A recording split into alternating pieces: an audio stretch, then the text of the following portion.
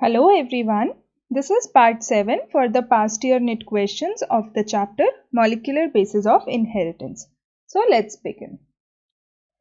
So in split genes, the coding sequences are called introns, operons, exons or cistrons. So what is the right answer? It is a very straightforward question.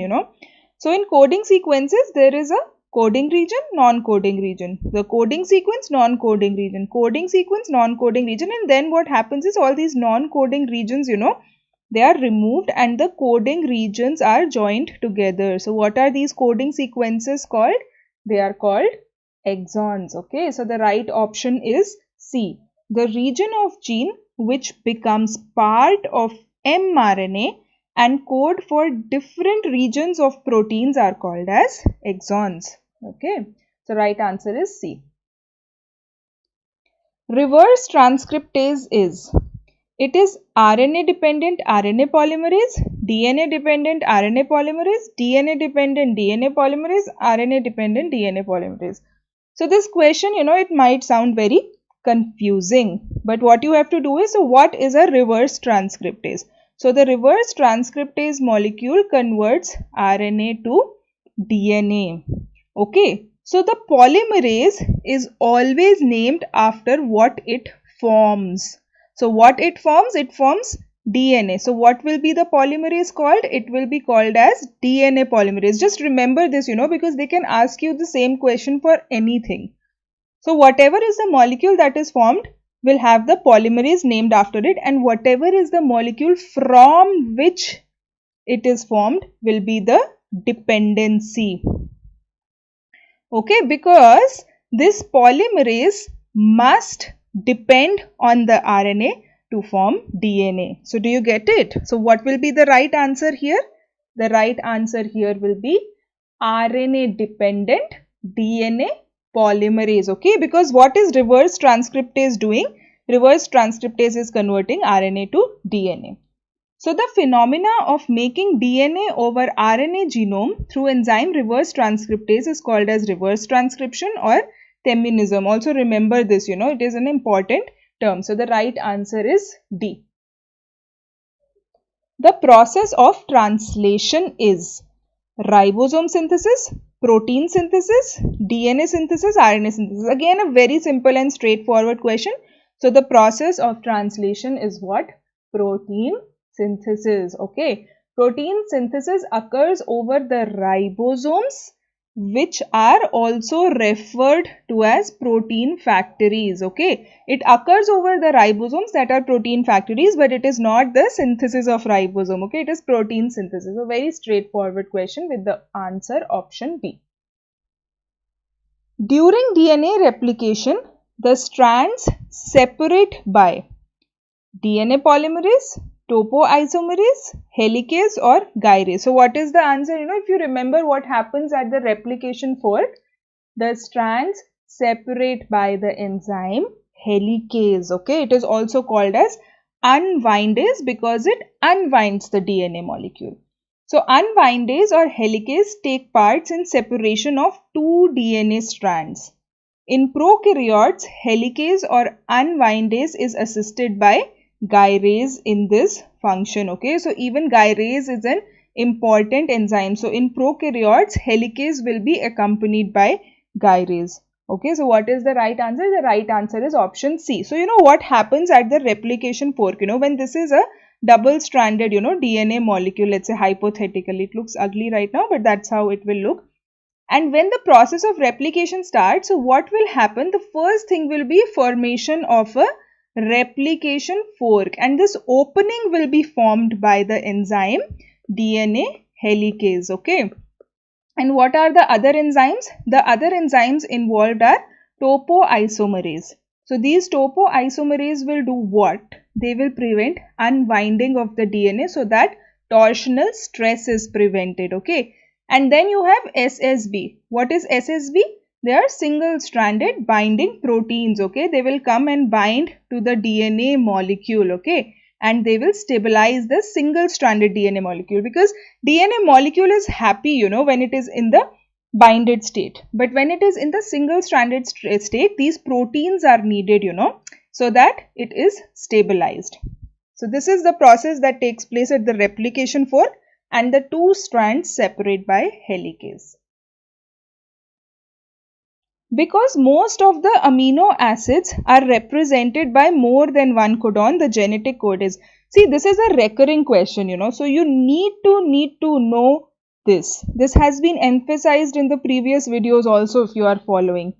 Because most of the amino acids are represented by more than one codon, the genetic code is overlapping, wobbling, degenerate, generate. So what is the right answer? I think everybody should know the right answer. The right answer is degenerate. Okay, all amino acids are specified by more than one codon except tryptophan and methionine, hence they are degenerate. And the codon is a triplet, right? That we know, right? So triplet of nucleotides is one codon. So when one amino acid is coded by multiple codons, it is always, the third position that is different. Okay, you should remember that. So the right answer here is degenerate when one amino acid is encoded by different codons. And what is the other thing? The other thing is that one codon will always code for one amino acid. Okay, you can also see here one codon will always code for one amino acid. It will never be more than one amino acid. Okay, it will never be the case. So when one codon is coding for one amino acid, what is this called? This is also very important. It is unambiguous. Okay. So just remember that, okay, degenerate and unambiguous. It has been repeated so many times that now you should remember it. Escherichia coli fully labeled with N15 is allowed to grow on N14 medium, and the two strands of DNA molecule for the first generation have. Then they have different density and do not resemble. They give you 4 different options. So let's read the question again. Escherichia coli fully labeled with N15. Okay, so what is the fully labeled? Let's say this is the radio labeled form. So these are the two radio labeled N15 strands. So now what happens? It is allowed to grow in the N14 medium. So when it is allowed to grow means that it is allowed to replicate it. So what happens? Because DNA is semi-conservative, one of the strand will be conserved. Okay, it will open up and one of the strand will remain as N15, but there will be synthesis of new strand. Okay, that will be N14 because now it is growing in N14 medium. So the two strands of DNA molecule of the first generation bacteria. So these are the two strands. Different density and do not resemble the parent DNA. Different density but resemble the parent DNA. Same density and resemble the parent DNA. Same density but do not resemble the DNA. So what is the right answer here? You see what are the products that are formed. So the right answer is option A. So, whenever you are doing such kinds of question, it's very nice if you just write it down and quickly draw it, If you draw it, the answer will always be right that you will form. Of course, you need to know, that DNA has semi-conservative nature. So, after one generation in N14 medium, DNA of bacteria settled at a level intermediate between heavy and light bands due to semi-conservative DNA replication. Okay, so DNA replication is always semi-conservative. Right answer is option A.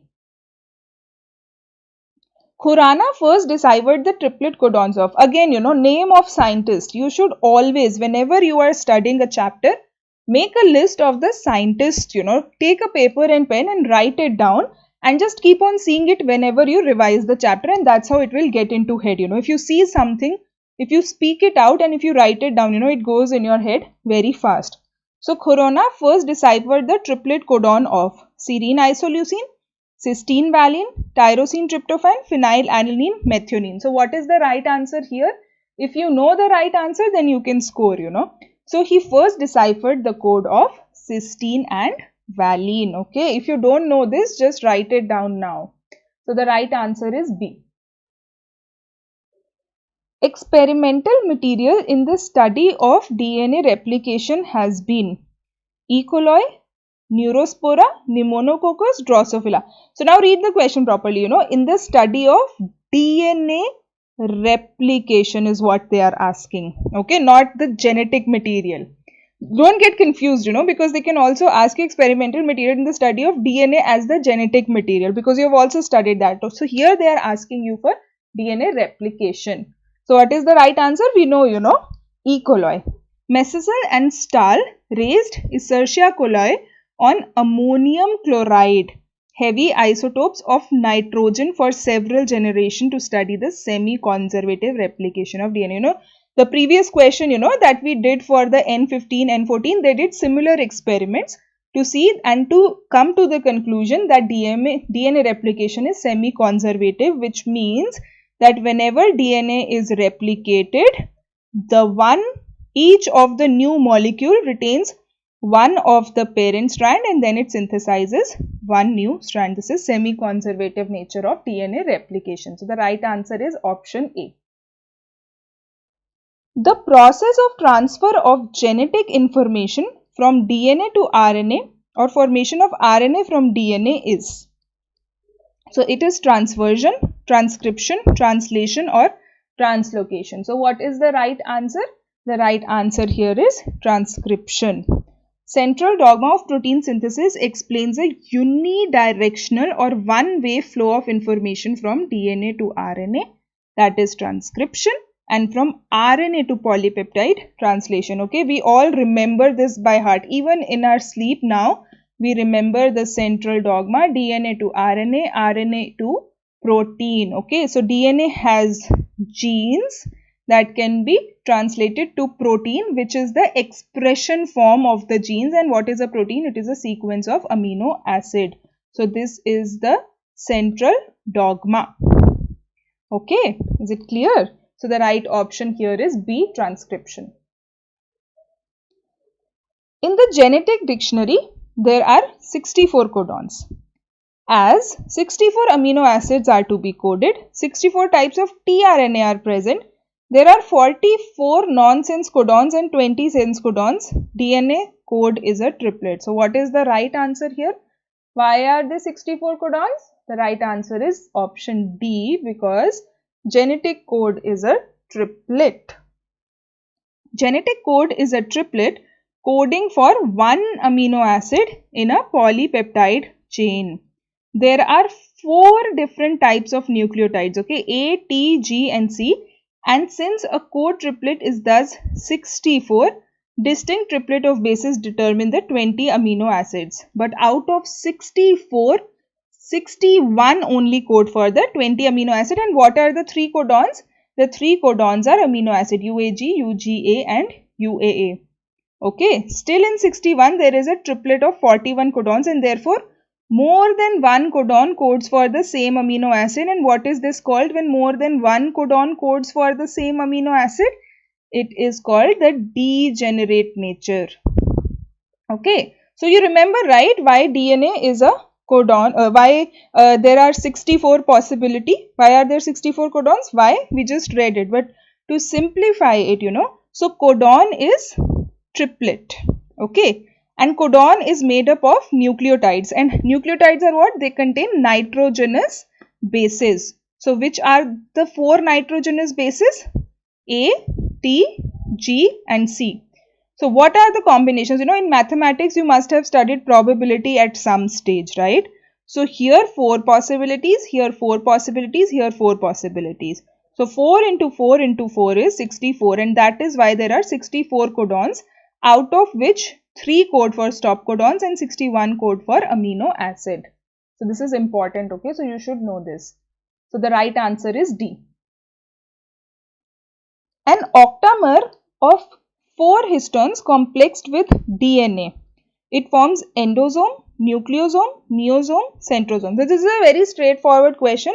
What is the thing here? So DNA is a very, very long molecule, it is even longer than our height. And how does it fit into such a small cell? An even smaller nucleus is by compaction. Okay, and how is it compacted? It is compacted into a structure that is called as nucleosome. Okay, so nucleosome are oblate spherical structures having an octamer of 4 histone proteins constituting 2 molecules of each type. Okay, and these histones are positively charged. Okay, and DNA molecule, what is the charge on DNA molecule? The charge on DNA molecule is negative because of the presence of the phosphate group. And when positive and negative they combine, they attract each other, and that results in compaction of the DNA molecule, and this is called as nucleosome structure. So the right answer is option B. So that was it about this video, and we'll be uploading more videos with more questions. So this is a very important chapter. Okay, so keep practicing the questions. Thank you for watching the video.